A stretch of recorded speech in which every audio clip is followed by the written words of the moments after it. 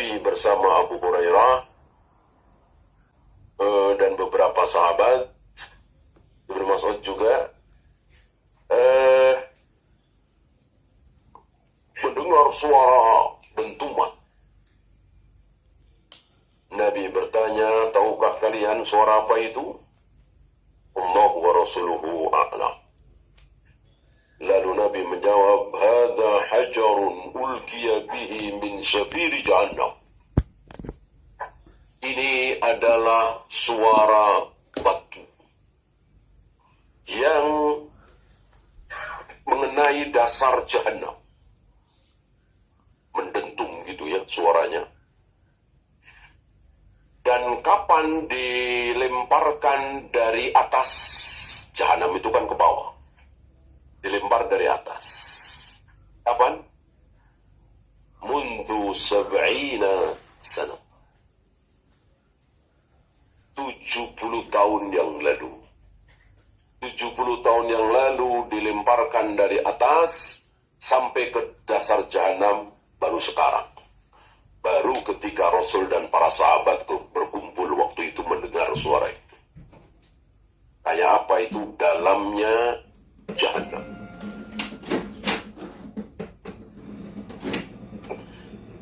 Ya, kita lanjut. 25. Hanya satu ayat. Ini tidak mengumpulkan dengan ayat lain. Cuman ayat 25. Kita bacakan.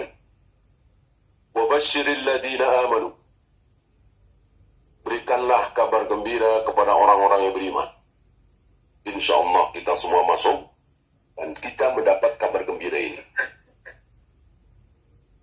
Satu lagi, wa'amilus salihah, dan beramal saleh. Karena tidak dipisahkan. Amanu wa'amilus salihat, alladzina amanu wa'amilus salihat. Karena amal bagian dari iman. Amal bagian dari iman. Siapa yang mengatakan amal bukan bagian dari iman?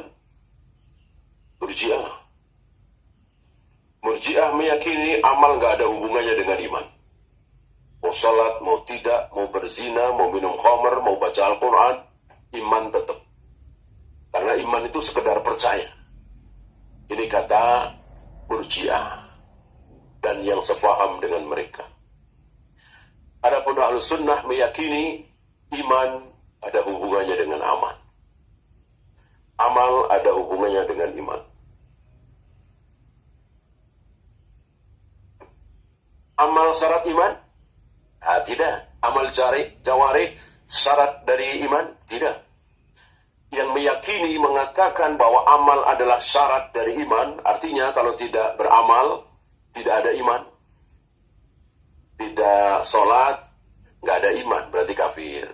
Tidak puasa, kafir. Tidak zakat, kafir. Tidak haji, kafir. Bohong, kafir. Berzina, kafir. Minum khamar, kafir. Siapa? Khawarij. Khawarij dan Mu'tazilah dalam hal ini sama. Meyakini bahwa amal adalah syarat dari iman. Ahlus Sunnah tidak. Kalau amal hati, ya, meyakini bahwa Allah lah satu-satunya yang berhak disembah. Itu kan amal hati yang terbesar. Amal jawarih tidak. Insya Allah antum masih ingat dan insya Allah akan terus ingat hadis bitokoh. Hadis bitokoh jangan kita lupakan.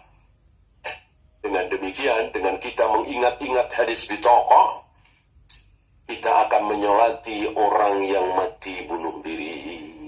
Kita mau menyolati orang yang mati sedang mabuk, mati sedang berjudi.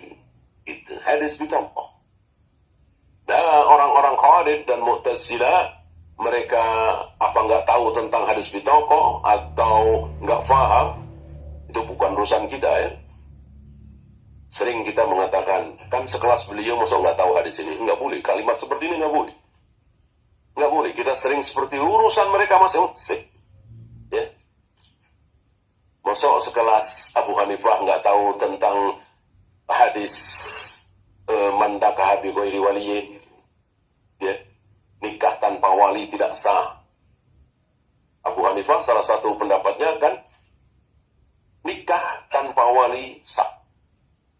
Ya tentu kita tolak. Nggak boleh mentang-mentang ini Abu Hanifah lalu kita pertahankan, kita hargai, jangan masuk kesalahan dia. Kita hargai beliau, kita muliakan beliau, bukan kesalahan beliau. Kesalahan beliau, ya kubur dalam-dalam, buang jauh-jauh.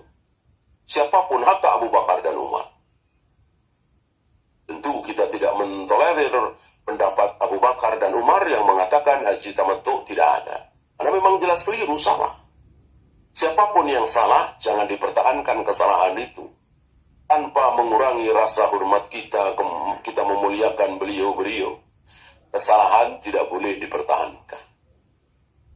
Nah, banyak dari kita seperti ini. Memberi uzur yang keliru. Karena ini masalah ilmu. Masalah hak dan batil. Kecuali masalah syahwat. Kita kasih uzur. Ada seorang ulama jualan, bohong, ya namanya manusia. Ada seorang kiai haji kok selingkuh misalnya, ya namanya manusia. Allah Maha Pengampun, Allah Maha Penerima Taubat. Ada seorang ustadz kok kedapatan merokok misalnya, ya namanya manusia, mudah-mudahan bertaubat. Begitu. Kalau masalah syahwat, kalau masalah syubhat, ya salah ya salah. Keliru ya keliru. Batil ya batil, bid'ah ya bid'ah. Wabashiril ladzina amanu wa 'amilus shalihat. Berikanlah kabar gembira kepada orang-orang yang beriman dan beramal saleh. Selalu digabungkan ini. Annalahum jannat. Bahwa mereka akan mendapatkan jannat. Bukan jannah, tapi jannah. Jamak muannas salim. Artinya bukan satu jannah, bukan sekedar satu taman, tapi taman-taman. Itu. Tajri min tahtihal anhar, yang di bawahnya mengalir sungai-sungai. Beberapa kali kita bahas bagaimana tentang sungai-sungai di surga itu. Beberapa sungai tanpa parit, gitu, tanpa cekungan. Jadi kalau kayak air berjalan, kayak apa itu indahnya, ya, kayak ular gitu, tapi air dan tidak tumpah ke kiri ke kanan, luar biasa.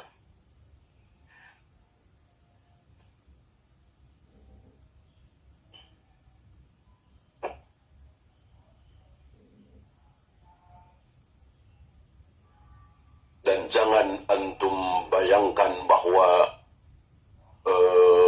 seperti sungai yang ada di muka bumi. Karena antara surga dengan dunia ini persamaannya cuman apa? Masih ingat? Antara surga dengan dunia ini persamaannya cuman nama. Sungai. Wanita cantik. Istana, kurma, pisang, susu, madu, sama namanya. Tapi aromanya, bentuknya, warnanya, lezatnya, nggak ada persamaan. Maka nanti ada dua qaul, mana yang rojih, nanti antum bisa jawab. Padahal kita ini di muka bumi ini, di dunia ini dunia adalah makhluk.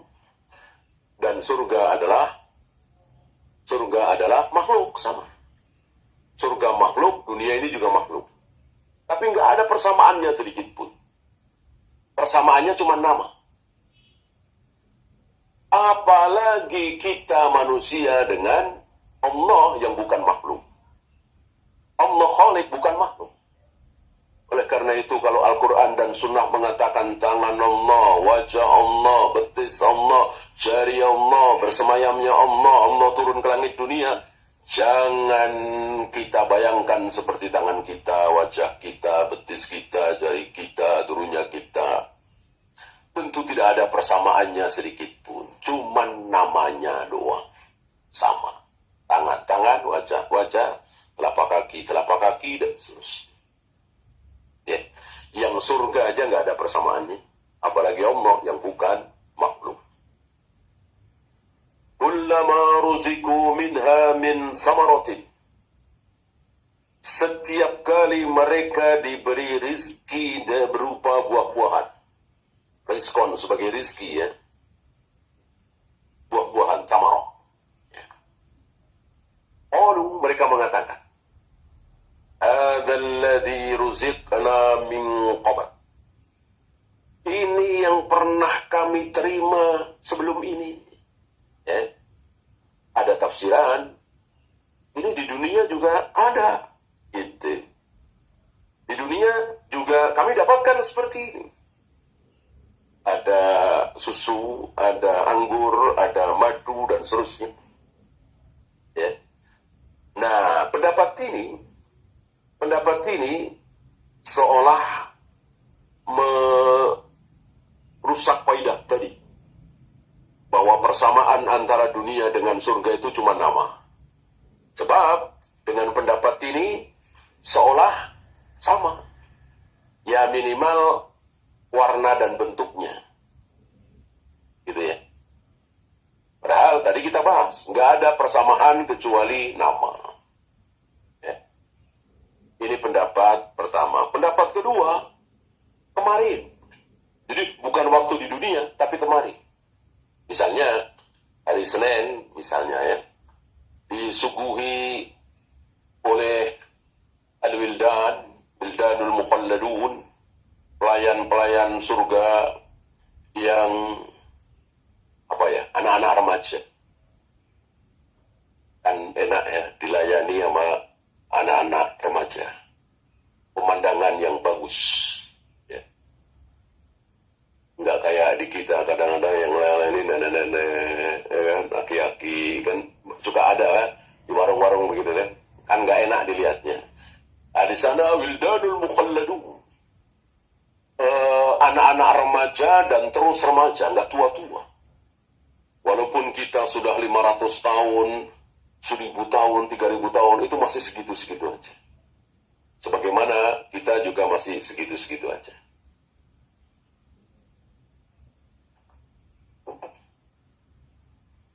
Nah, para penghuni surga itu mengatakan, ini kemarin udah. Ya, pas hari Selasa misalnya, disuguhi lagi, sama, mirip. Nah, para penghuni surga nanya, kemarin ini sudah, warnanya sama, bentuknya sama, mungkin aromanya sama, kemarin ini sudah. Kata para pelayan, apa? Mohon dicoba dulu, mohon dirasakan dulu, dimakan dulu. Begitu dimakan, ternyata beda rasanya. Beda rasanya. Nggak kayak di kita. Itu di surga itu sama dengan yang kemarin. Mungkin bentuknya, warnanya. Begitu dimakan, beda rasanya. Nggak bikin bosan. Kalau kita hari ini kan kebalik nih. Ya. Warnanya macam-macam. Itu bentuknya macam-macam. Ada yang bintang, ada yang bulat, tapi rasanya gitu-gitu doang, ya. Ya terigu, gula, nggak jauh dari itu, ya kan. Susu, ya kan. Bikin rasanya begitu-begitu aja. Kan banyak, kan. Kue, makanan, bentuknya macam-macam, rasanya, warnanya macam-macam. Tapi rasanya gitu-gitu doang. Itu. Di jannah kebalik. Warnanya sama, bentuknya sama, begitu dimakan, beda rasanya. Besoknya lagi, beda rasanya. Kan makan yang penting apa? Rasa, kan? Makan itu yang penting kan rasanya. Masuk bentuknya, masuk warnanya. Gitu ya. Wa utubihi mutasyabiha. Ini mutasyabih. Apa mutasyabih? Yang mirip-mirip, yang serupa. Karena tadi ya, ada sesuatu yang sama. Walahum fiha azwajum mutahharatun, dan mereka mendapatkan istri yang suci. Ya. Artinya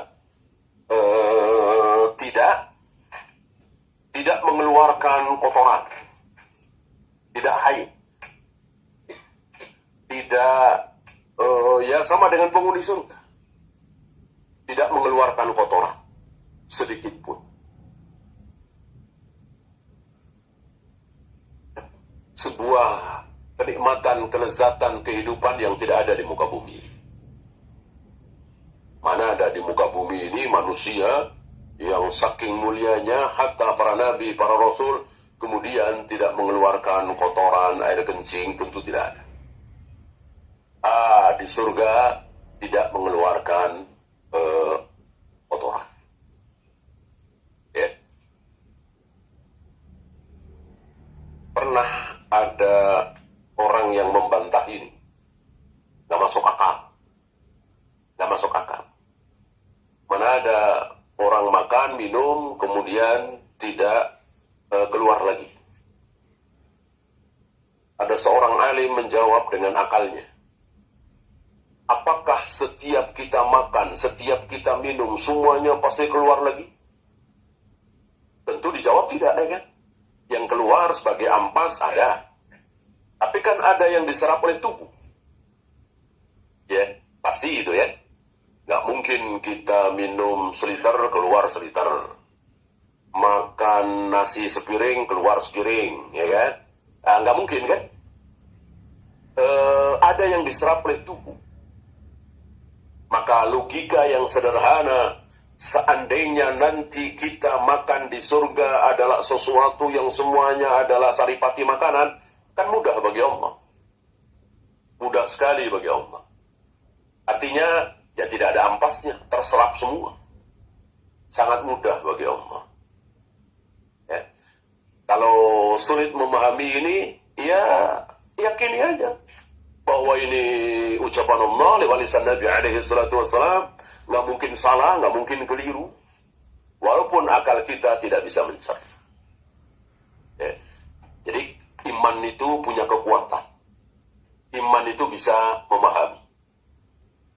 Ya, walaupun kecerdasannya terbatas, taruhlah tidak cerdas, tapi dia beriman, maka insya Allah bisa paham. Ambil contoh orang yang bisa mengharamkan muamalah. Bapak mau pinjem 100 juta buat apa? Ini biasanya di lembaga-lembaga yang berlabel syariah ya. Bapak mau pinjem 100 juta buat apa? Kami kan bank syariah, tidak ada riba.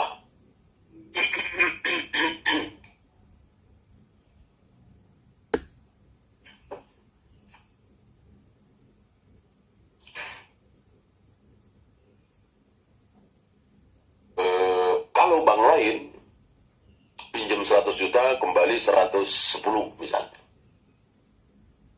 bunga, riba. Nah, kami ini lembaga syariah, tidak pakai bunga. Maka tidak mungkin ada akad seperti itu. Pinjam 100 kembali 110. Maka kami nanya, Bapak pinjam 100 juta buat apa? Dijawab oleh si bapak ini, buat saya beli mobil. Saya mau usaha. Mobilnya itu harga 100 juta. Kalau saya nyicil tiap bulan 5 juta, 5 juta, juta, 5 juta, sampai 110 atau 115, insya Allah saya sanggup. Tapi kalau langsung 100 juta saya nggak sanggup. Makanya saya datang kemari minta tolong. Gitu. Solusinya bagaimana? Oh, gampang Pak.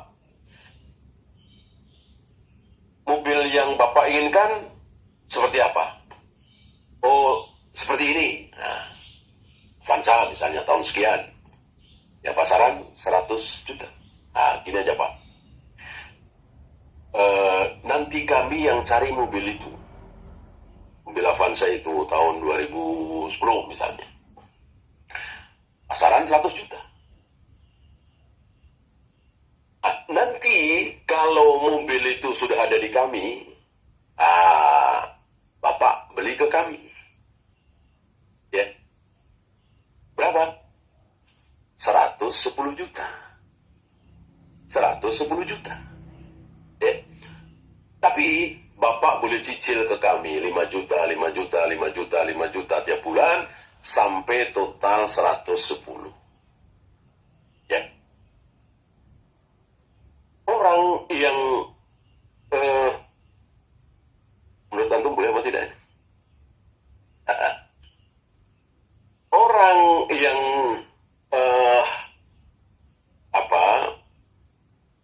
tidak banyak ilmunya, tidak tahu riwayat, tapi punya semangat taat. Ya. Coba bandingkan yang pertama dengan yang kedua tadi. Yang katanya lembaga syariah dengan yang bukan syariah, hasil akhirnya sama apa beda? Ya sama kan? Minjemnya 100, bayarnya 110, dicicil tiap bulan 5 juta, 5 juta. Apa bedanya? Cuma diputar-putar seperti itu. Ya.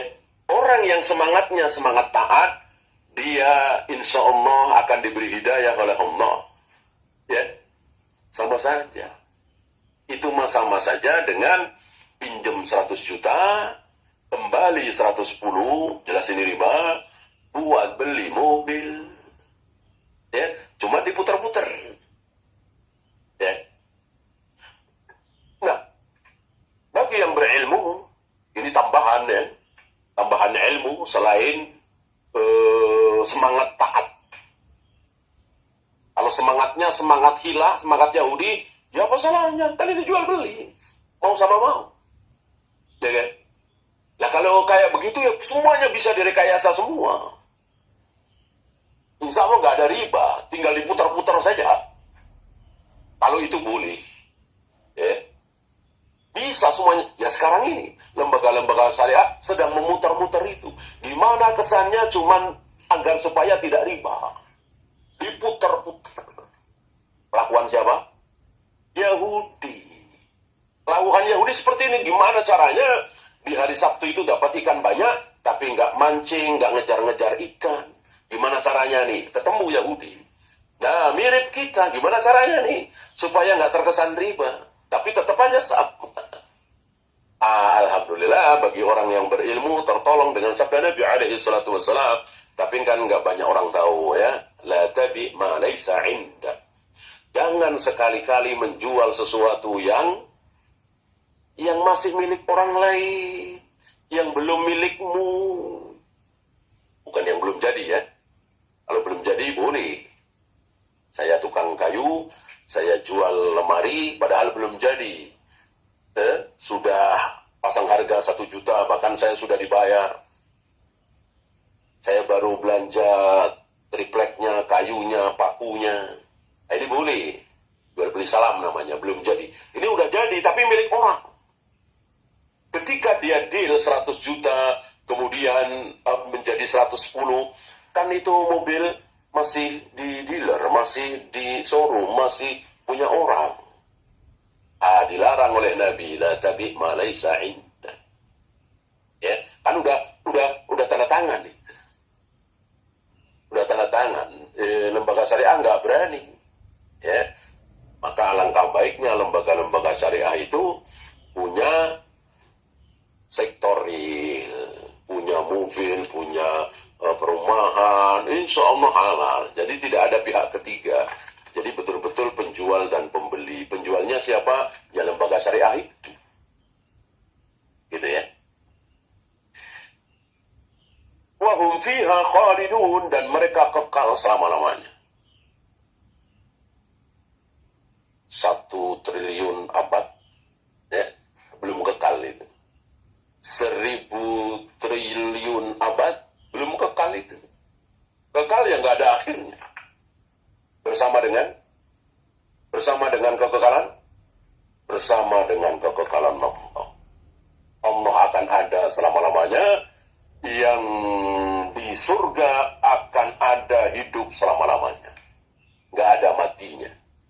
Begitu juga yang di neraka. Ketika penduduk neraka sudah masuk neraka, penduduk surga sudah masuk surga, sudah tidak ada perpindahan lagi dari neraka ke surga, akhirnya artinya dua-duanya sudah kekal, maka Allah mengambil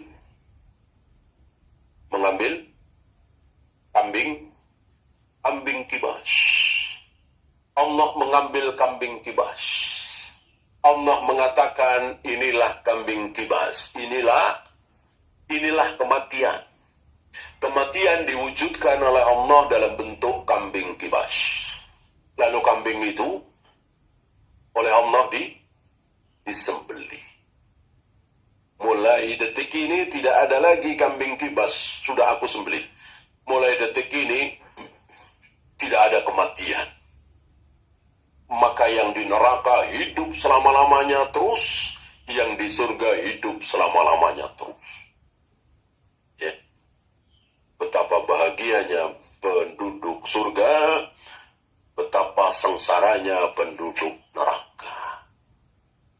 Maka hari ini kita miskin, sengsara, nggak punya rumah, nggak punya mobil, nggak punya motor, sabar-sabari. Ya. Asal nanti masuk surga, insya Allah antum nggak akan nyesal. Ya, ketika kelak kita masuk surga, kita nggak akan nyesal. Alhamdulillah sih, saya masuk surga.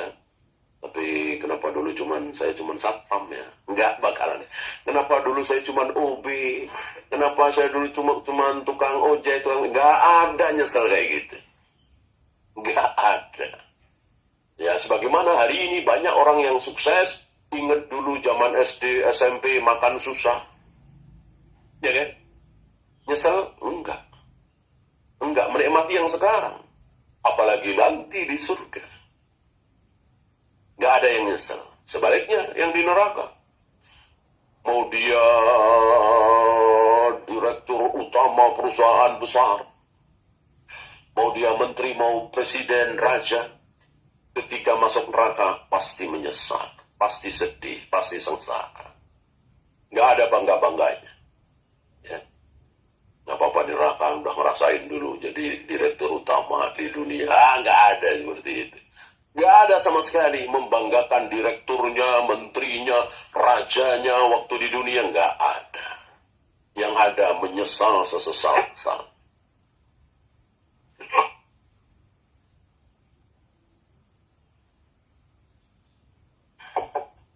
Ya, saya bacakan beberapa keterangan dari beliau. Lamma zakara ta'ala ma a'addahu li'a'daihi minal ashqiya al-kafirin bihi. Setelah Allah menjelaskan bagaimana ancaman-ancaman kepada orang yang durhaka, orang kafir, munafik, musyrik, dari awal kan, neraka, azab, dan seterusnya, atafa bi dzikri hali awliyaihi minas su'ada al-mu'minin bihi. Diteruskan oleh Allah dengan kabar gembira untuk yang beriman, untuk yang saleh, untuk yang menjaga salat, untuk yang saum, dan seterusnya. Dan begitulah Al-Quran.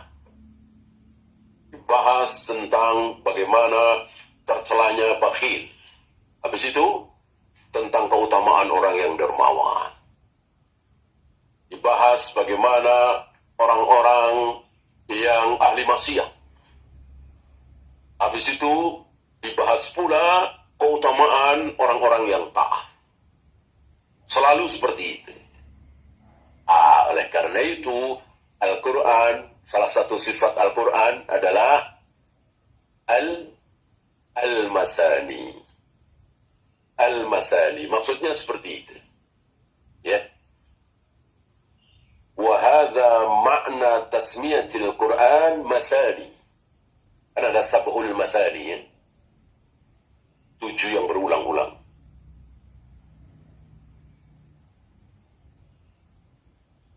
Artinya, dua sifat itu dua-duanya dijelaskan oleh Al-Quran. Yang satu baik, yang satu buruk. Dan Nabi menjelaskan itu. Para ulama mengikutinya. Antum lihat, ambil contoh yang mudah, misalnya Al-Imam An-Nawawi. Kitab beliau yang sangat terkenal, Riyadhus Shalihin, antum bisa lihat. Bagaimana kedalaman ilmu beliau. Saat beliau membahas tentang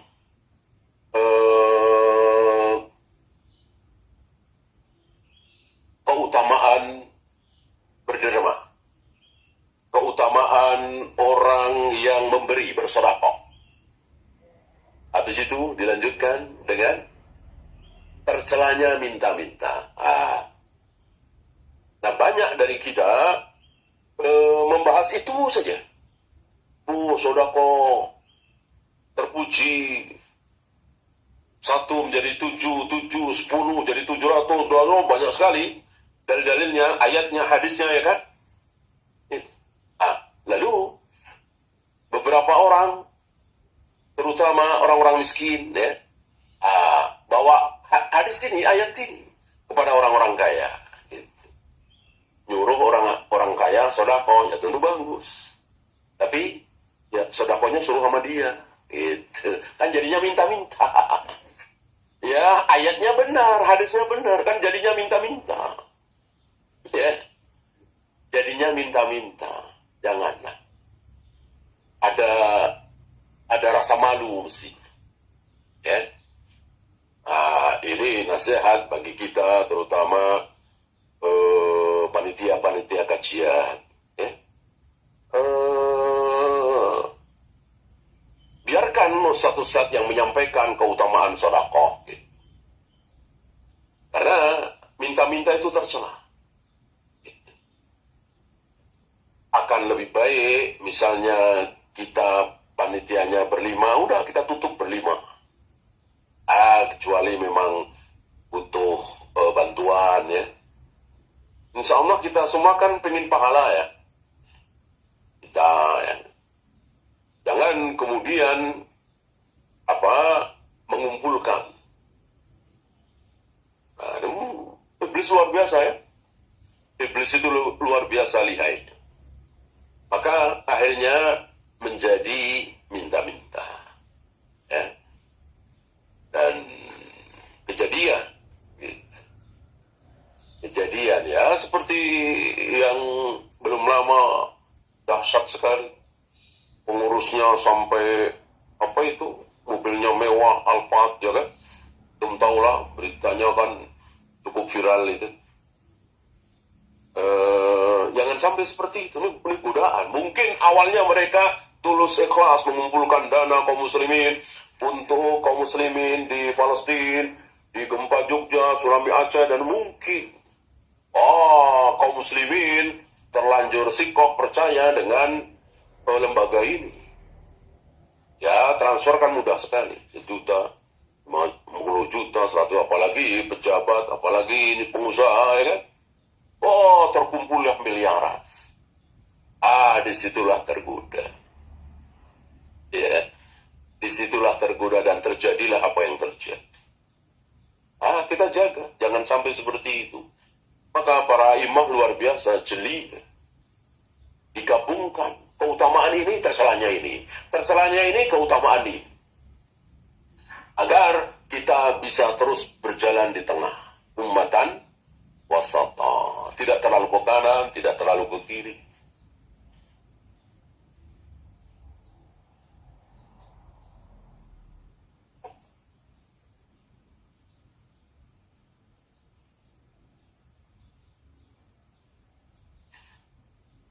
Qalu hadza alladhi ruzikna min qabl. Ini yang dua pendapat tadi.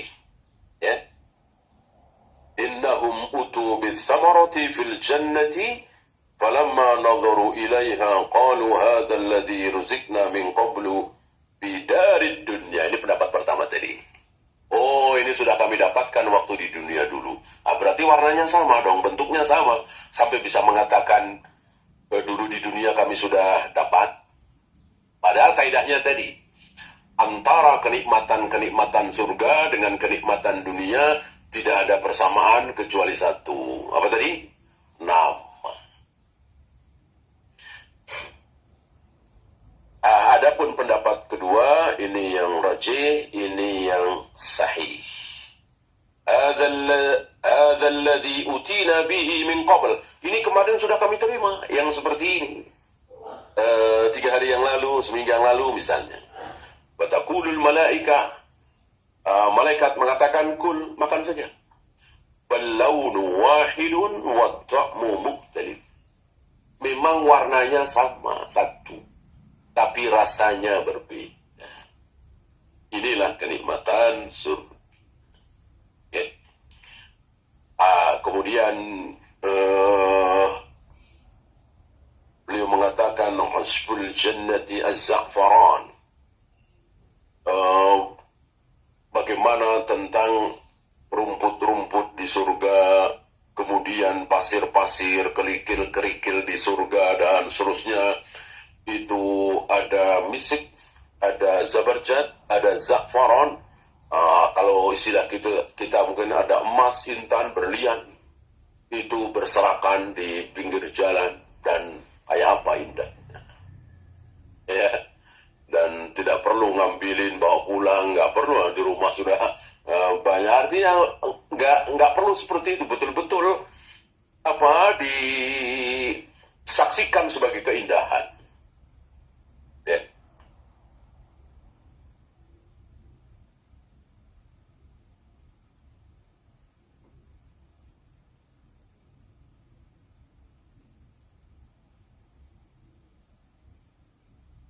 Walahum fiha azwajum mutahharatun, qala Ibnu Abi Talha an Ibni Abbas, mutahharatun minal qadari wal adha. Menurut Ibnu Abbas, mutahharah di sini, yang suci di sini, dari kekotoran. Menurut Mujahid, minal haidi wal ghaiti wal bauli wal niqami wal buzaki wal mani wal walad. Tidak haid, tidak buang air besar, tidak kencing, tidak buang ludah, ingus, dan tidak beranak. Ya, tidak beranak. Bagaimana kalau ingin bayi? Ya, kan mungkin menimang anak kecil kan satu kenikmatan, ya. Pengen gendong anak kecil, bisa apa tidak? Di surga tidak ada yang tidak bisa. Kalau nggak bisa, ya batal ayat Allah. Walakum fiha ma tashtahi anfusukum walakum fiha ma tad'un. Apapun yang kalian inginkan di surga pasti terlaksana. Batal ayat ini. Kalau seandainya di surga tidak mungkin menemukan anak kecil, padahal kita pengen lihat anak kecil, gitu. Di surga nggak ada mugi, ya, nggak ada ayat hadis di surga ada motor gede, ya, maka di surga jalan kaki aja atau terbang, ya batal ayat itu. Ketika kita ingin, mungkin karena ingat di dunia hobi motor gede, ya, mungkinkah? Mungkin, bisa. Walakum fiha ma tashtahi anfusukum walakum fiha ma tad'un. Nggak ada yang nggak bisa, semuanya bisa, ya. Dengan berpuluh, beratus, bahkan beribu kali kenikmatannya, kehebatannya. Ya, segede-gede moge cc berapa? Ya, ada yang 10.000 cc, belum pernah kita dengar, ya.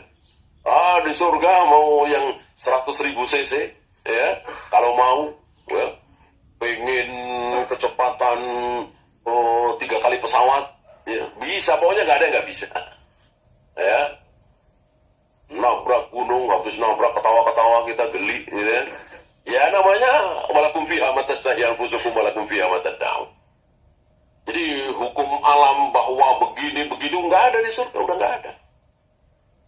Yang paling sederhana saja makan buang kotoran, nggak ada. Apalagi yang seperti itu. Bisa sekali, sangat bisa sekali. Ya, maka betul-betul kita nanti akan tertawa. Mentertawakan diri kita waktu di dunia. Cuman begitu aja, begitu bangganya, ya kan? Lebih tertawa dari kita sering tertawa saat kita mengingat masa lalu. Kita kan sering tertawa, mentertawakan diri kita ketika kita ingat saat umur 2 tahun, 3 tahun, TK, apa? Nangis guling-guling hanya karena rebutan mainan. Harga 5.000 perak, 4.000 perak. Kita tertawa. Mentertawakan kebodohan kita, ketidakakalan kita waktu kita TK itu. Ya. Nanti kita lebih tertawa lagi. Saat kita di sana, kemudian kita ingat dulu waktu di dunia, sampai marah-marahan, bahkan berantem, bahkan ada yang bunuh-bunuhan, cuman gara-gara rebutan proyek senilai 10 triliun. Nah, marah-marahan karena nggak diajak sebagai wakil, misalnya, ya kan? Ketawa, ya, ketawa. Ya. Mau triliun, mau puluhan triliun, kecil sekali setelah kita sampai sana. Ya. Maka jangan menambah penyesalan kita nanti di sana. Sadarlah sekarang. Ya.